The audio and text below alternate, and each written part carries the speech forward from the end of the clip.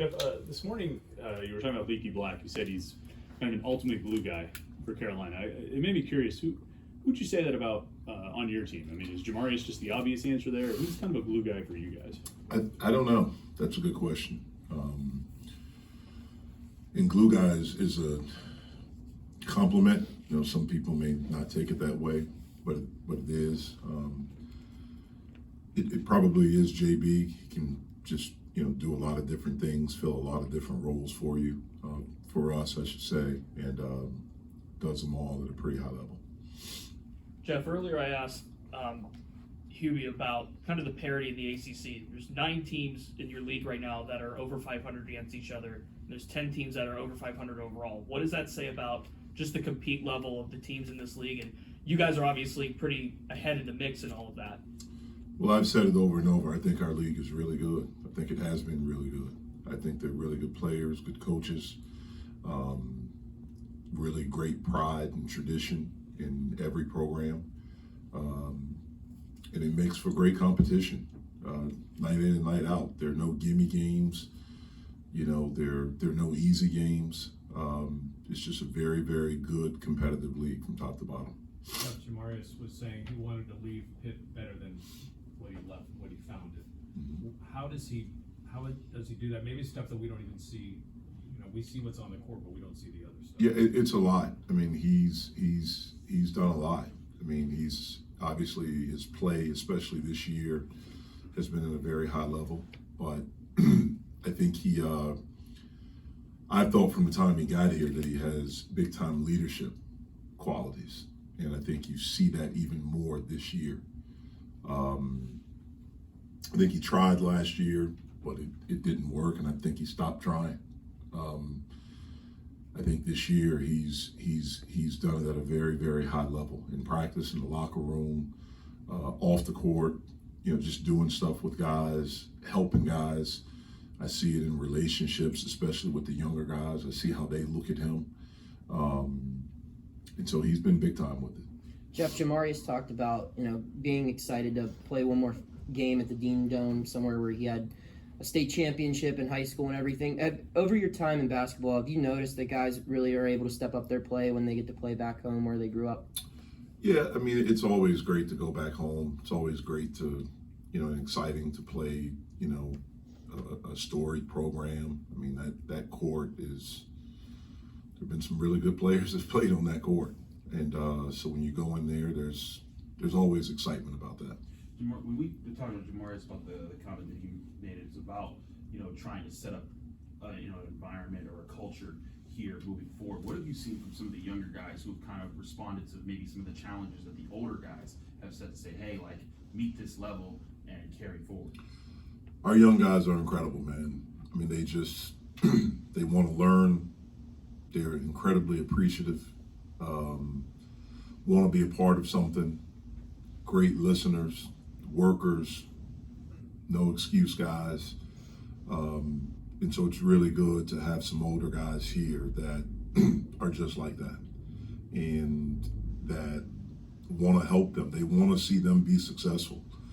And they do it how they show up every day and their interactions with them. Can you give us like an anecdote or example, just a moment where like you saw like one of your younger guys in a moment you just said, wow, that's really cool? I mean, there are a lot. I mean, I see it every day. I mean, just about every day after practice, when we're done, it's usually about 9 or 10 guys staying after, getting extra work. And there's certain groups that they do it together, certain guys, they do it together.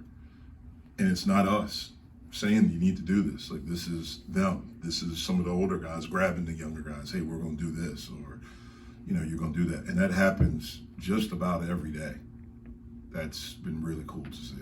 You're saying there's no glue guy. Is that necessarily a bad thing? Or are you saying you have enough guys who are willing to be in that role that you don't need just one glue guy? Yeah, I think all of our guys are really good teammates. I think they all, do little things to help us be the best group that we can be. I think probably if we had a guy that was a glue guy, it's probably Jamar, because he can fit and play different positions and guard different positions and, you know, do different things like that. When I think of a glue guy, that's what I think of, a guy that's just incredibly versatile, and you can kind of put them in to any spot and they can make positive things happen. Even though he hasn't been able to play this season, what kind of an influence has Will Jeffries been for your team this year? You know, I've felt for Will. It's been hard for him. Thank goodness he's out of the boot now and is able to move around. Will's a very positive guy. He's a great teammate, but this has been really hard for him. And so his impact has been as a really good teammate to the guys, but not a lot of stuff vocal, just because he's been so focused on his stuff. There have been some setbacks and disappointments, but he's a great guy to have around all the time. Setbacks, disappointment, are any of those significant or any recent that have happened? No, he's not playing this year. That's the setback. When we thought there was a chance, all the stuff that he did to get to a point where we thought that it would be okay, it didn't work. The setback was that he had to have surgery. Jeff, what's it like to see, you had some guys go through some cold spells shooting wise, and they always, like, each of them seem to go through their own times waking up. You know, Blake will have a couple games where he misses, then he makes the most threes in program history. Nelly was kind of cold for a bit, he comes up big for you guys. Greg had the same thing. What's it say about your guys to be able to fight their way out of those type of things? It's something we talk about all the time. You just have to move on to the next play. You can't carry baggage with you. You got to leave it and move on to the next play. And the thing I tell my guys, our guys all the time, as long as we take good shots, I'm good with it. Those are my shots. Just take good ones. And I believe if you miss, that's fine. Don't want you to miss a lot, but if you do, just keep shooting. Keep shooting. It eventually will turn. And so I want them to have that mindset. I want them to have that freedom. I don't want them playing afraid, scared, looking over their shoulder. I just want them to play. As long as it's together, we're connected, and they're good shots, I'm good with it. Going back to your point about, you know, seeing your guys without having been told to work, doing the extra work. Ben Howland, he was here, he said to us, he's like, that's something, he's like, that's what we started to do when we turned things around, you know, 20 years ago. I think it's very interesting to see that from you guys. What does I guess when you see that from them, what does it say about the where you started with this program, how much it's taken to establish that here and make it so that it's natural from your players? You know, it's I knew it was going to be hard. You know, you were basically starting from nothing. I mean, that's the reality, and it's not a slight or anything, but that's like. When I got here, the culture that Ben and Jamie had created, which was one of the best cultures in the country, was gone. Like it didn't exist here anymore. One of the hardest things to do is to build that. And it takes time. You know, sometimes you make some mistakes, you know, and things like that. A wise woman told me this, and I said this at the end of the year last year, but, you know, it's like if a vineyard, you know, and you take over a vineyard, or you go, and I love wine, so this is why maybe this stuck with me when she told me this, but when you take over like a vineyard, and if you're there and no one's taking care of it for a long time, and everything is grown and it's nasty or whatever, the very first thing you have to do is clean everything up. You got to come in, you got to remove you got to clean all that stuff up. Then you can start planting some seeds, right? And then it may take some while for it to grow. It's a lot of things. The weather's got to be right. I mean, all of those things. And then it starts to grow. You're probably not producing great wine yet because the grapes aren't great, but at least you're producing wine. And eventually, if you keep tending to it, taking care of it, and things like that, then you can start to produce some really good wine. Basically, it takes time, and you got to get the right pieces. You know, you got to. It just, everything has to be connected. And so far this year, we've done a pretty good job of that. Even in adversity and different things that we've been through, we've been able to stay pretty connected. These guys care about each other. They've fought for each other. And, you know, one of the things we talked about today is that now we're basically into February. This is the grind. And so we got to maintain that. We have to protect that at all costs and keep playing for each other. Aside from, you know, on-court things like shooting, was there something different you looked for in guys this offseason when you went out recruiting recruits and transfers? I don't think there's anything that we looked for differently. It's not like we didn't have the same standard. I think one of the things that happened for us was the fact that we were able to physically go out and recruit, and we were able to bring guys here. And so we got to know these guys. Like, we knew Nelly. You know, I know his coach, or the coach at Colgate. We were able to get real information on him, not just as a player. We knew him as a player, but him as a kid. So we knew, like, we really knew. You know, we knew Greg Elliott because of one of my best friends was his coach at Marquette, his head coach. And then obviously Jake Pursuti, who's on our staff, they were together there for 4 years. We knew Blake Henson as a kid, like we knew him because I know his dad. I know people that know him. We talked to the coaches at Ole Miss and got real information. We got to know the twins. We got to know Federico. I think those are the things that helped. I really and truly do. You know, the one thing we did try to be purposeful with in recruiting the new guys that we have is that we tried to get shooting. That was obviously something that we have not done well since I've been here. And so we really tried to add that. Guys that can shoot the basketball. And so all of those things have helped us. Coach, what does it do for a team when you win a game on defense? You're just saying, you know, how important it is to go get shooters, and yes, but in a sport where everybody wants to score, winning a game on defense, does that become infectious or? I hope it does. I mean, obviously that's the reason why we won on Saturday, the last 2.5 minutes, to hold them scoreless, to get 3 turnovers, to force 3 turnovers.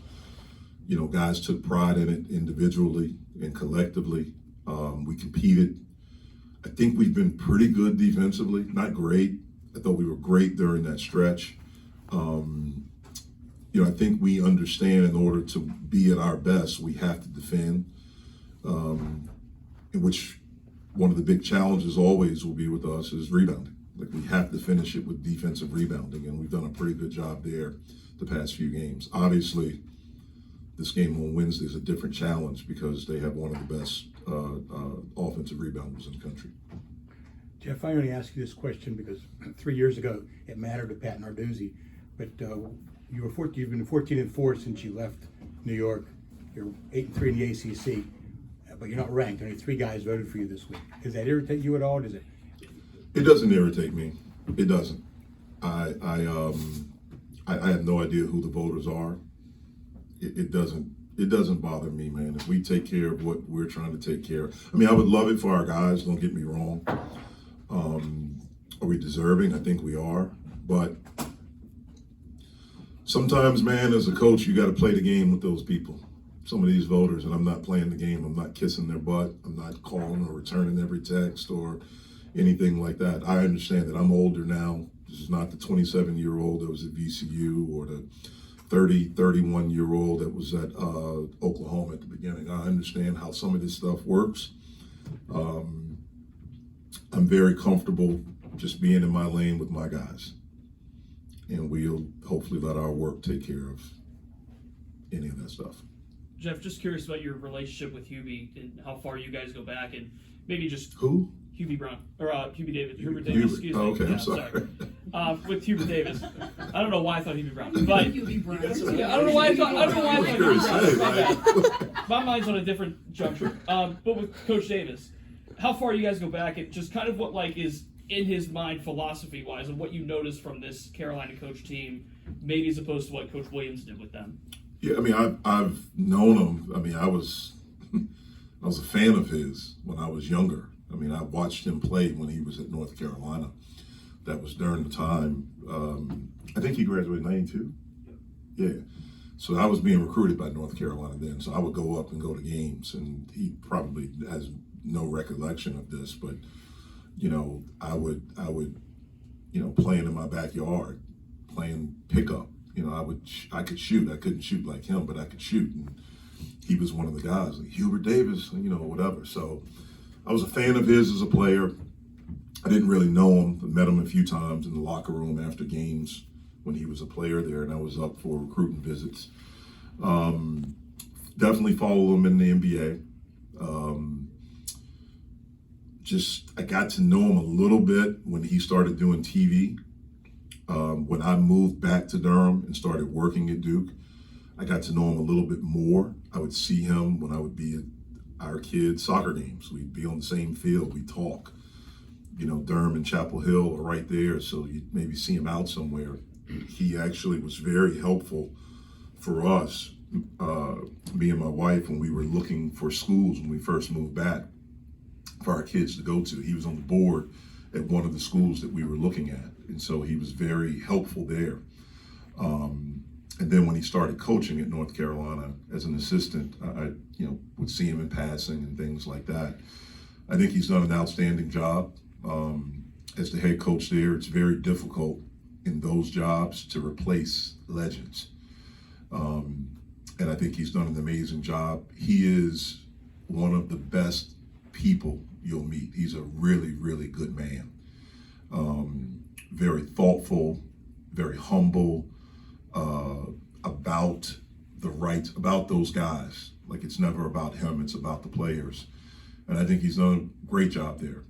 A great job in one of the most pressure-filled jobs in what we do. So I think he's done a great job. You obviously have your assistant coaches, but I'm curious, during the game, it seems like you consult with guys like Kyle and Jake a decent amount. What do those guys offer you in the course of a game? I consult with all of them. They just happen to be the ones that I don't really sit down during the game. So as I'm turning and I'm talking, I'm just talking. And so I get information. I want information from all of them. They may see something.